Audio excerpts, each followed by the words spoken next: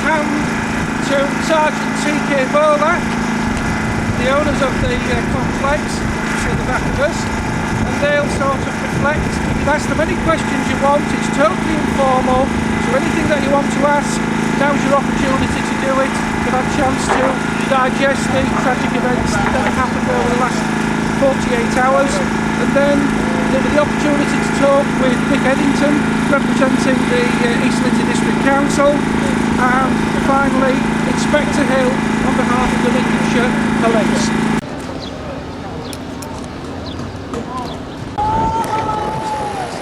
Tell me, in your own words, what happened and when did you first know about it? Well, basically, we were here on the night, about 11 p.m. I mean, I was in one of the bars having a beer, and TK was managing the site, and the first I knew was that TK came in and said, evacuate the whole premises, there's smoke coming out from next door. And basically, everybody was evacuated within about 3 to 4 minutes. The door staff escorted everybody out, and after that we just watched it go up in flames. I mean, the fire engines arrived, but they just couldn't stop it. The whole of the building will be demolished now. It's not structurally sound, so they've stopped it here. They'll hand it over to ourselves, and we'll have to level the site. So it's basically starting from scratch again. Was there anything else? Because I heard that maybe some cars behind it and things like that. Yeah, TK's car was around the back, and at one stage we thought that might be lost, but luckily the fire crew managed to rescue that. Yeah. And what does it mean to you? In your own words. We've heard from Geoff, but in your own words, what does it mean? Well, it's really devastated us because we put our heart and soul into developing it, and it hadn't been too long since we had the whole site operational. So, and it was the best place in town to be, and to have that taken away just within a few weeks, it was running really the way we wanted it to. So yeah, we really lost. And what are your plans now?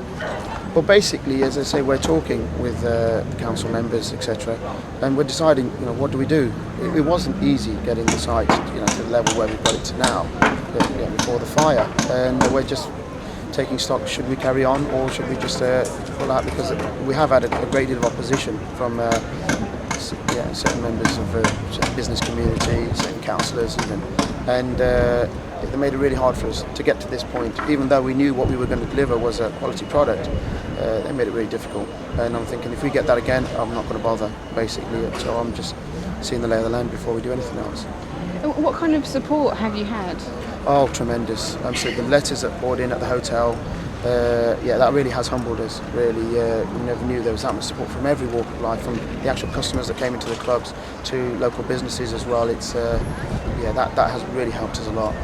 And you say you had some opposition from businesses. Have you then maybe got a bit of support? Maybe they felt guilty, or I don't know. I think it's too early to tell. I think this will only come true. It'll only appear once we've started to put some plans in place and see what kind of opposition. If there is, we may put some plans forward.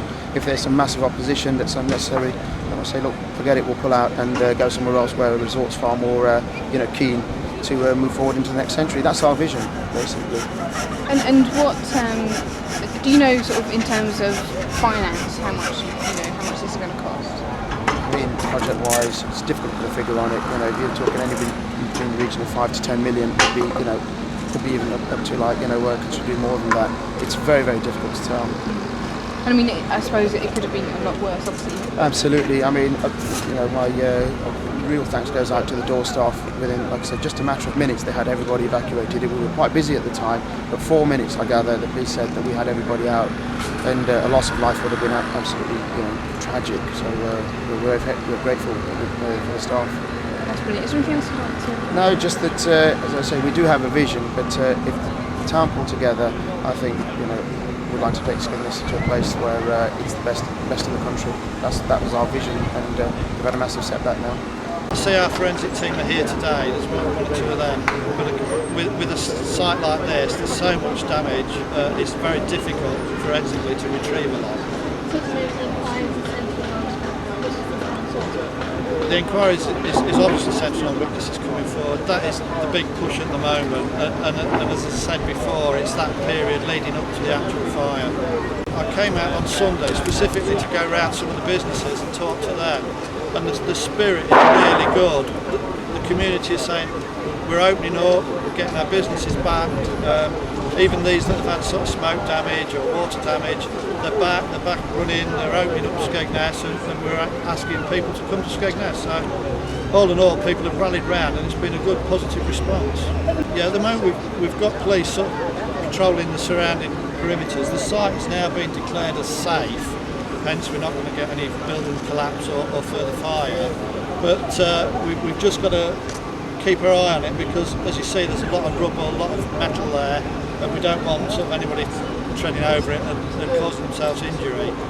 We will be handing the site back to the owners for their security, but I can't not stop a police presence, so we will have passing patrols and keep our eye on until things get back to normal.